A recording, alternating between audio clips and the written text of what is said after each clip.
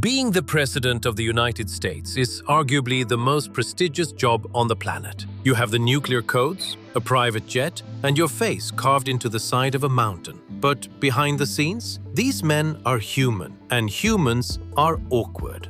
We're talking about the moments that weren't supposed to be in the history books. From the president who was bullied by a bunny, to the one who literally vomited on a world leader. Today, we're going through every single US president to find their most cringe-worthy, red-faced, I wish the earth would swallow me whole moment. And yes, every single one of these actually happened. George Washington, he was a giant of a man, but he was incredibly self-conscious about his teeth. By his inauguration, he had only one real tooth left. He wore heavy dentures made of hippopotamus ivory and human teeth held together by metal springs. The embarrassment? They made a loud clacking sound when he spoke and forced his lips to bulge out unnaturally. During his second inaugural address, he gave the shortest speech in history, just 135 words, mostly because it was physically painful and awkward to talk. John Adams. Adams was short, stout, and had a hair-trigger temper. His rivals mocked him with the title, his rotundity. His most embarrassing trait was his wig rage. When he got frustrated in meetings, he would rip his wig off his head and stomp on it in front of his cabinet. Thomas Jefferson. Jefferson was a brilliant philosopher, but a terrible public speaker. He was so terrified of speaking in front of crowds that he started the tradition of simply sending his State of the Union address as a letter rather than reading it. He once spent months avoiding a simple "thank you" speech. James Madison.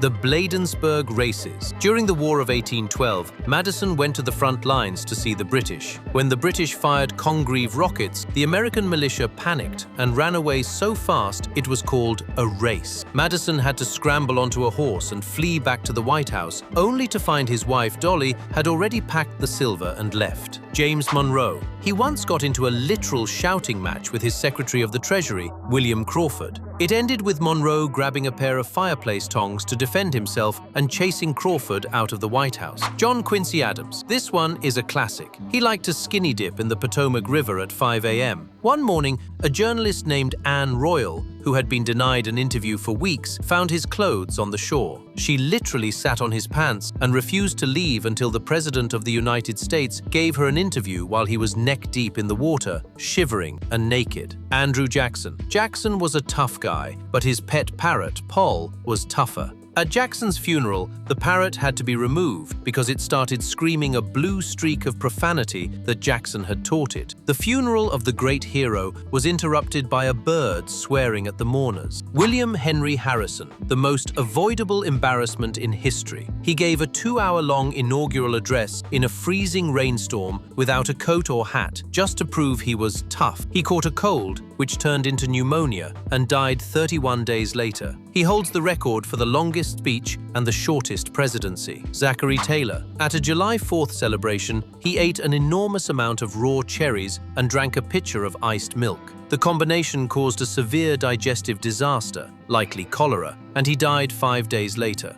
Imagine being a war hero and getting taken out by a snack bowl. Franklin Pierce. He was arrested while in office for accidentally running over an elderly woman with his horse. The charges were eventually dropped due to lack of evidence, but the president got a DUI on a horse was the talk of the town. Abraham Lincoln. Before he was president, Lincoln was challenged to a duel by a man named James Shield. Because Lincoln was the one challenged, he got to pick the weapons. Being 6 feet 4 inches with long arms, he chose cavalry broadswords. On the day of the duel, Lincoln reached up and effortlessly sliced a high branch off a tree to show his reach. Shields realized he was about to be turned into Swiss cheese and apologized immediately. Ulysses S. Grant. He was the first president to get a speeding ticket. He was racing his horse and buggy through the streets of D.C. when a police officer pulled him over. The officer was terrified, but Grant insisted on being treated like any other citizen. He paid the $20 fine and walked home. Grover Cleveland. He had a secret. He discovered a cancerous tumor on the roof of his mouth. Fearing a stock market crash if people knew he was sick, he told the public he was going on a fishing trip. He actually had surgery on a private yacht in the middle of the ocean. He lost part of his jaw and had to have a rubber prosthetic fitted so his voice wouldn't sound different. William Howard Taft. We have to talk about the bathtub. While the story that he got stuck is debated by some historians, the true part is just as embarrassing. He was so large that he had to order a custom-built, 7-foot-long, 1-ton bathtub for the White House that could fit 4 normal-sized men. The photos of the 4 workmen sitting inside the tub leaked to the press, making his weight a national punchline. Calvin Coolidge. Known as Silent Cal, he was famously awkward. At a dinner party, a woman told him, "I made a bet that I could get more than 2 words out of you." Coolidge looked her dead in the eye and said, "You lose." Lyndon B. Johnson. LBJ had 0 boundaries. He was famous for holding meetings while he was sitting on the toilet with the door open, but his most public embarrassment was when he pulled up his shirt for the White House press corps to show off his large surgery scar from a gallbladder operation. The photo of the president's belly was on the front page of every paper the next day. Jimmy Carter. The giant rabbit incident. While fishing in a pond, a large swamp rabbit, hunted by hounds, swam toward Carter's boat. Carter had to use a paddle to splash water and shoo the hissing rabbit away. The press framed it as "President attacked by killer bunny," and his approval ratings actually dropped because he looked weak against a rodent. George H.W. Bush. 1992, Tokyo. During a high-stakes state dinner, the president came down with a sudden case of the flu. He proceeded to vomit directly into the lap of the Japanese prime minister and then fainted. It was so famous in Japan that they created a new word, bushusuru, which means to do the Bush thing, vomit in public. George W. Bush. Take your pick, the mission accomplished banner or the pretzel incident. But the cringiest was in 2005 in Beijing. After a press conference, he tried to make a cool exit, but he walked toward a set of double doors that were locked. He spent several awkward seconds pulling on the handles while the entire world's media watched and laughed. Donald Trump. In 2018, as he boarded Air Force One, cameras caught a long trail of white toilet paper stuck to the bottom of his shoe. He walked all the way up the stairs, turned and waved,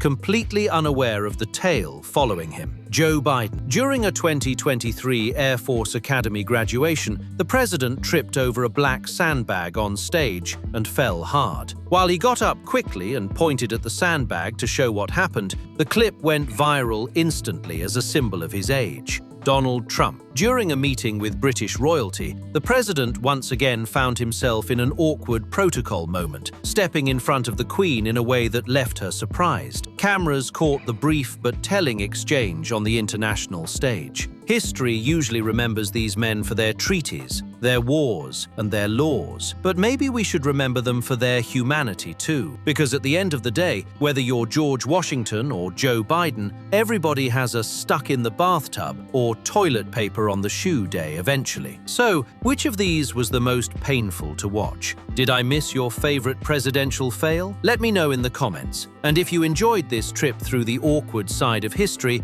hit that subscribe button. We've got plenty more stories that your history teacher was too embarrassed to tell you.